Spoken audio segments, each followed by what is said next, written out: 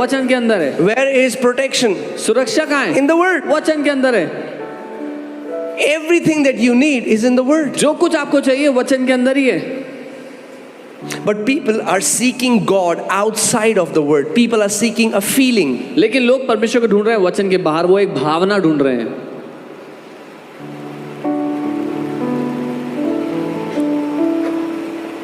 Seeking a vibe.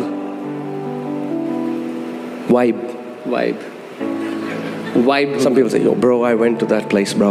Awesome vibe bro. मैं वहाँ गया था भाई, Bro. वाइब बहुत अच्छा था वहाँ का vibe. Vibe won't change your life. The word will change your life. Vibe से आपकी जिंदगी नहीं बदलेगी, वचन से बदलेगी। When somebody gets information that they have this sickness and doctor gives a bad report, सारी vibe निकल जाती है हर जगह से.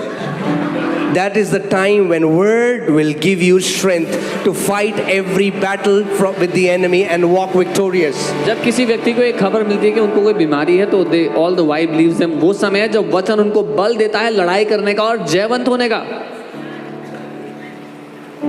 Amen. So the word is near you. वचन आपके निकट है, in your mouth, आपके and in मुंह your में है, So are you ready? और आपके दिल में है। Very easy revelation. बहुत आसान प्रकाशन है। The word is near you. वचन आपके निकट है, in your mouth, आपके मुंह में है, and in your heart. और आपके दिल में है। That means इसका मतलब before it can go to your heart, इससे पहले कि वो आपके दिल में जाए, has to come out of your mouth. वचन को आपके मुंह से निकलना पड़ेगा। Why? Because क्यों? when you speak, क्योंकि जब आप बोलोगे, you hear. आप सुनोगे। When you hear, जब आप सुनोगे, what you speak, जो आप बोल रहे हो, faith comes. विश्वास आता है। When you hear, जब आप सुनते हो, what you speak, जो आप बोल रहे हो, and you keep speaking, और आप बोलते रहो, it drops into your heart. वो आपके दिल में चला जाएगा। And then out of the abundance of और heart, फिर दिल की बहुत आयत से mouth speaks. मुंह बोलने लगेगा। There is a difference between confession to victory and confession from victory. एक फर्क है जय पाने के लिए अंगीकार करने में और जय के स्थान से अंगीकार करने So में। hear this, for example, if there is a guy and he has this terrible sickness, whatever that is, doesn't matter, उदाहरण के लिए XYZ, किसी भी व्यक्ति को कोई खराब बीमारी हो, heart कोई गंदी condition, बीमारी, cancer, disorder, whatever that is, कोई भी बीमारी, कोई भी समस्या, right? So he starts now. वो अब शुरू कर रहा है।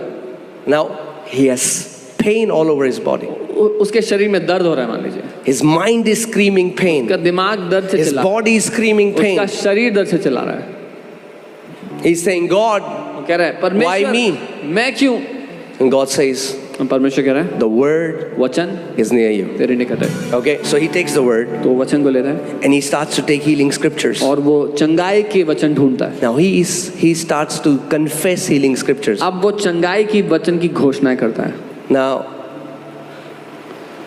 in the first process, पहली प्रक्रिया में he is doing confessions to victory. वो जय के लिए अंगीकार कर रहा है। Because when he is doing these confessions, क्योंकि जब वो ये अंगीकार कर रहा है, he doesn't believe right now. Are you guys with me? अभी वो मानता नहीं है मेरे He साथ। believes he is sick. वो ये मानता है कि वो बीमार है। But I told you, how does we believe? पर मैंने बताया था हम कैसे मानते हैं। How does the word go in your heart? वचन कैसे दिल में जाता है? In your mouth आपके and मुंह in में your और आपके heart. दिल में।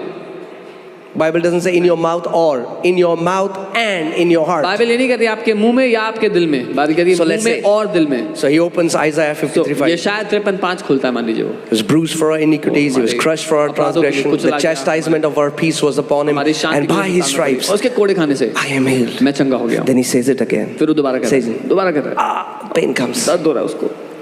It's a battle between your senses and what you believe. ये लड़ाई हो रही है जो आप महसूस करें आपकी ज्ञान इंद्रियों के बीच में और आप क्या मानते हो उसके बीच में। Then you understand that the fight of David and Goliath now today is between you and your senses that stand as Goliath and challenge you. तब आप समझ पाते हो कि जो दाऊद और गोलियत की लड़ाई थी वो आपके और आपकी भावनाओं के बीच में हो रही है, जो एक दानव की तरह आपके सामने खड़ी हुई That भावना, cancer, that report कैंसर, वो report that stands as Goliath and mocks you. जो गोलायत की तरह खड़े होकर आपका मजाक, Where is your God? अरे कहाँ है तेरा परमेश्वर? You go to church every तू Sunday. तो चर्च जाता है हर You Sunday, sing a song that चंगा करता है वो. तू गाने गाता है that he heals, We mock you. मजाक उड़ाता है वो। But if you are like David's brother, you can find yourself in the story. आप Maybe like a David brother or a Saul or a David. उस Where are कहानी में you? अपने आप को ढूंढ सकते हो, या तो डेविड के भाइयों की तरह, या सॉल की तरह, या डेविड की तरह। The Bible says Jesus went to the synagogue, opened the book of Isaiah, and found himself there. You have to find yourself in the written word of God. Bible कहती है यीशु आराधनालय में गया, उसने यशायाह की पुस्तक खोली और अपने आप को वचन में ढूंढ निकाला। आपको अपने आप को वचन में ढूंढ निकाला। So look at David now, okay? He's a teenager. David एक टीनेजर था, जवान लड़का था। So let's say 17, right? मान लीजिए 17 साल का। Okay, 17. ठीक है, Let's take 17. Okay. So now this 17-year-old lad, अब ये 17 साल का लड़का, he's going, वो जा रहा है, and there is this Philistines champion or a warrior. फिलिस्तियों का एक योद्धा, एक महारथी है उसके सामने।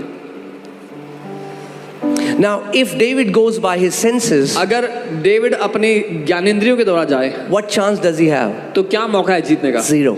0%। That's why if you try to go against devil with your senses, you're going to lose every time.